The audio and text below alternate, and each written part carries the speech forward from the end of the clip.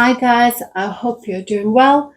Today's lesson is going to be a beginner's lesson, and I'm actually going to structure it in maybe a set of 10 where I'll show you step by step how I teach students who come to me for lessons from level 0 basically. When we talk about the initial steps of how we recognize notes and then progressing through to the rhythms, key signatures, flats and sharps, and so on.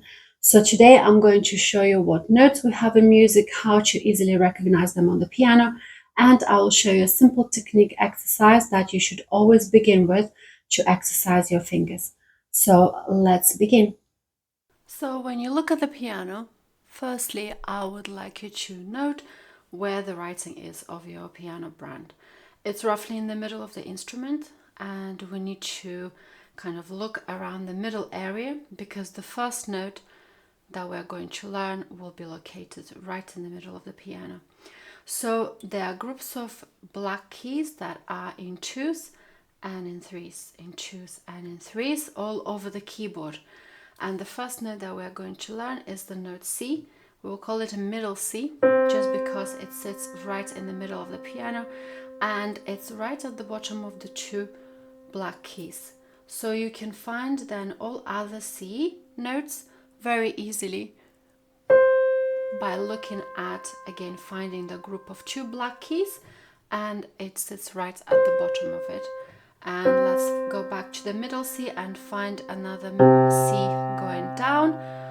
So on the piano, when we refer to going up, it's going right, and going down is going left. Why? Because as we press the keys going to the right, the notes get higher, and from the middle C down, the notes get lower to the left.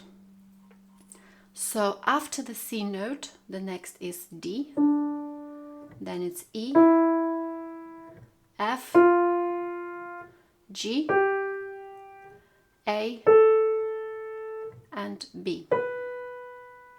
We'll assume that this area will be for our right hand for a little while, just so it's a little bit easier to remember. So again, the middle C is by the group of two black keys right at the bottom, and then all the notes upwards: D, E, F, G, A, and B. And those are the notes that we have in music. So only 7 of them, but they're then replicated all across the keyboard. So that's why when you first start learning the piano, you think there's so many notes, but actually there are only 7 notes that just keep repeating themselves at different heights. Let's see if we can name the same notes but going downwards, so they will appear in reverse order. So after C, it's a B, then A, G, F, E, and D. One more time, and I would like you to play it with whichever finger you want, but with your left hand, since we assume that from the middle C upwards we'll be playing with the right hand, and from the middle C downwards with the left hand. So C, B, A,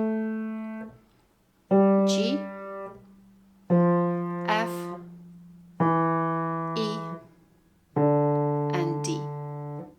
So your first exercise will involve just trying to memorize those notes on the way up in that particular order, and then in reversed order from the middle C downwards, and then test yourself and see if you will be able to name any note that you press.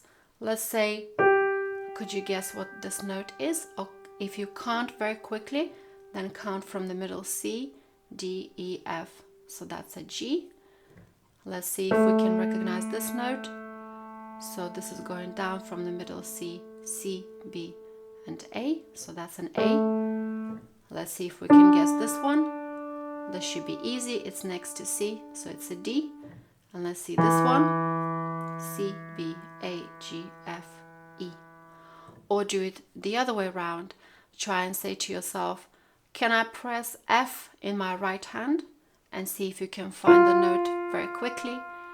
B with my left hand, and it's here. So the more you do this exercise, the quicker your brain will just associate notes that you know in music with keys on the piano. And this is really the most important initial step when you begin to learn how to play the piano.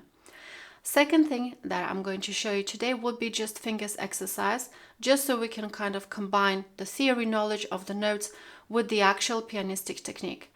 So we have 5 fingers, 1, 2, 3, 4, 5. They go in kind of mirror order.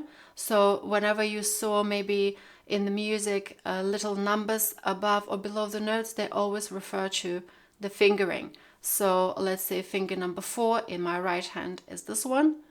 Finger number 2 in the left hand is this one. Finger number 5 in the left hand is this one. And finger number 3 in the right hand is this one. So 1, 2, 3, 4, 5. Again, we'll take our middle C as the starting point for this exercise. And we'll first just walk around the first and second fingers only with the right hand. So 1, 2, 1, 2. See if you can do it rather slowly but consistently in the rhythmic pace. Then try the same with 2, 3. And please watch that all the rest of your fingers are hovering over the piano, so you don't want this kind of position. All fingers gathered together, but you're only playing 2 and 3. Then 3 and 4. See that the notes are also connected and not short and detached. You should also feel your muscles working out a little bit between the fingers here. Then 4, 5. You'll find that 4, 5 are slightly weaker, so it might take a little longer for them to begin working properly. And then if you manage to do that well, see if you can go from 1 to 5 and back in one swoop.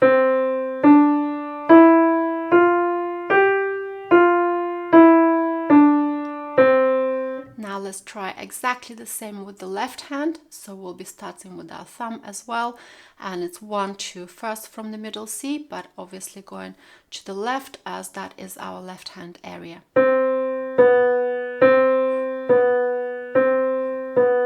Then 2 and 3, connecting the notes well, but keeping all the rest of our fingers over the keys. Then 3, 4, 4, 5, and then all the way down and back up.